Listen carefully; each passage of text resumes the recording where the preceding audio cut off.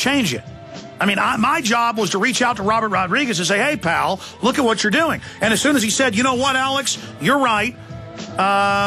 There is a problem here. I said, well, I respect that. Good job. So there you go. All right, we'll come back with our guests and get into the whole situation with Israel and a lot more. Stay with us. We'll be right back. They helped to create a new world order. We are part of a new world order. A new world order based upon collective action. Invisible Empire is a damning indictment of the globalists through their own words and documents. The new world order really is a tool for addressing a new world of possibilities. It means all the world under their control. The United Nations would take over America. The Trilateral Commission would control the world. Invisible Empire chronicles how men of power and influence have worked in stealth for centuries to establish an oppressive world government. I believe, first of all, that we now need nothing short of a world constitution for the global financial system. Global governance with the establishment of the G20. So it's going to be an inner ruling elite and then everyone else. And I got news for you. You're everyone else. Invisible Empire. Secure your copy today at Infowars.com or PrisonPlanet.com, or watch it online in the highest quality at PrisonPlanet.tv. Hello, this is Alex Jones with some important questions. If you're going into a battle and they give you a rifle and a sidearm, how much ammunition do you want? My answer would be all I can get. In the battle for freedom and the lives of your loved ones, food is your only ammunition. How much do you want? When do you want it? Now or after the battle starts? When will you need it? Can you buy it without proper identification? Will there be any food? Will it make your children sick? If there's a quarantine and you can't feed yourself, will you go to the gathering center and be immunized? You wipe out all these problems if you have a good food supply. Food is your ammunition to fight for your freedom and your life. How much will you need? We don't know. How much do you want? All you can get. I'm Alex Jones. I want all of you good guys to live to fight another day. Call 1-800-409-5633 or check it out on the web at efoodsdirect.com. Again, that number, 1-800-409-5633. The question is, where should the American people draw their line in the sand? What have we got? A republic or a monarchy? A republic is based on a constitution which protects minority rights. Not democracy, not mob rule, two wolves and a sheep voting on what's for dinner. So they think they own our land, they think they own our water, children, our education, our money. We have to define who we are and what we will tolerate. Somebody's going to ask you what you did during the Patriot Uprising. You are being warned. We have the facts. We have the Constitution. We have the Bill of Rights. We have common law. Knowledge is power, ladies and gentlemen. And I'm so excited to be able to offer you Don't Tread on Me, Rise of the Republic. Tyranny is upon us, but liberty and the sleeping giant that is the American people is rising. A new tool in the info war. Don't Tread on Me. Order it at Infowars.com or PrisonPlanet.com or call toll-free 888-253-3139 and support independent, patriotic Liberty films. The Genesis Communications Radio Network proudly presents The Alex Jones Show, because there's a war on for your mind.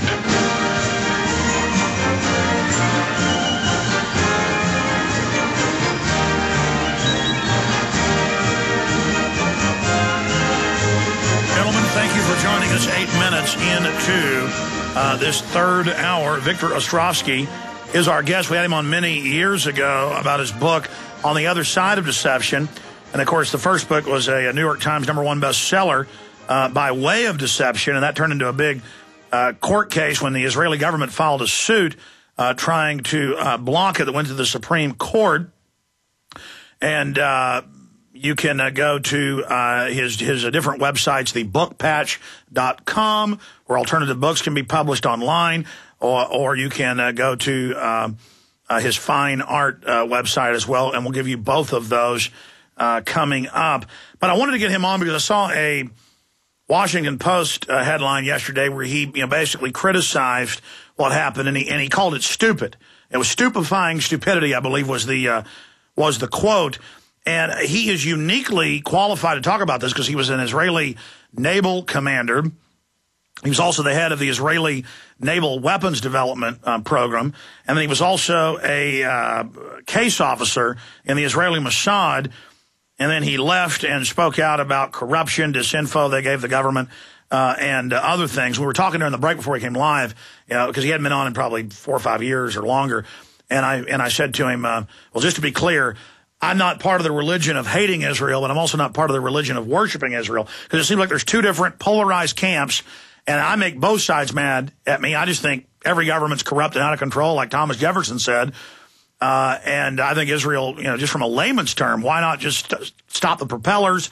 Why not just let it come into dock and then follow any weapons via satellite? I mean, it was definitely a PR disaster, and now you got Turkey coming in with ships. You got another flotilla coming in with Nobel laureates on board, and you got the North Korea situation with the U.S. George Washington going there. All these crises popping up right now. We couldn't have a better guest on than Victor. So, Victor, break it down for us. First, your experience in the Israeli Navy, and then in the Mossad. I mean, I can't think of anybody better to speak about this. And the point you made in the Washington Post that you believe the actual boots on the ground who have the expertise were ignored, and that Netanyahu and others were running this. And so we'll talk about your history, what you think happened, what was wrong, and what you think they'll do next, knowing their mindset. Well, first of all, this kind of like united all the extremists in Israel, shouting. Actually, when you read in the Israeli papers, the commentary after the articles, they're saying, well, let them come again, we'll send them back in coffins. I mean, this is the kind of, crowd mentality that you get when things like that take place.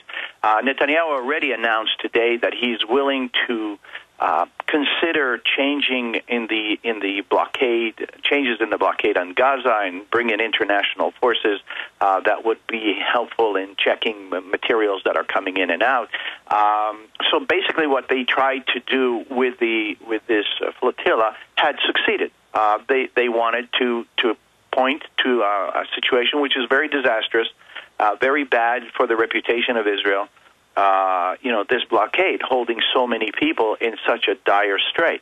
The stupidity, in my opinion, was on the tactical side, not necessarily just the political. Because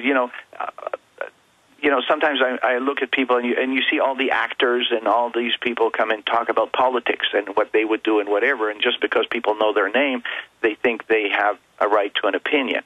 I'm not a politician, so put that aside. Look at the tactical side of it. Here come ships loaded with civilians who what they are carrying. You know there are no weapons aboard. The Turkish government has checked that. It is your ally. You're about to have a military exercise with the Turks in the Mediterranean. So it's not really an enemy, right? And they're saying there are no weapons aboard.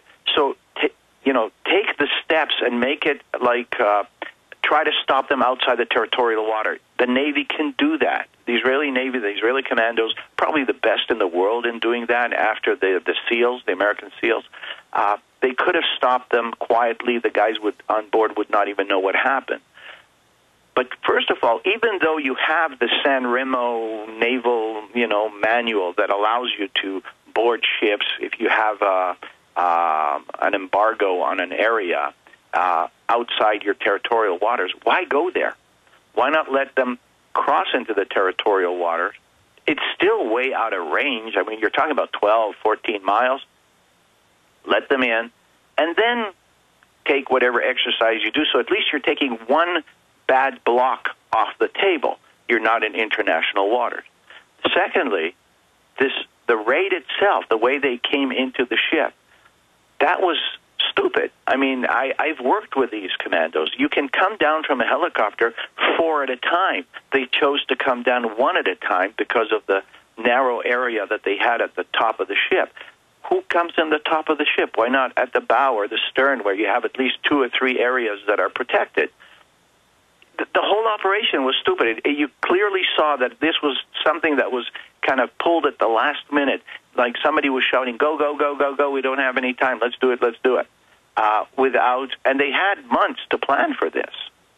So there goes my stupid, and it's stupid. Well, I think it would have been politically smarter just to let the ships in. If you know they were searched in Turkey, there's not weapons other than clubs, let them bring the aid into Gaza. Well, now you're talking on the political side. Here's the problem. The Israelis have stopped the the bringing in of supplies into Gaza to a point where, for example, you can bring in, cinnamon, but you can't bring in cardamom.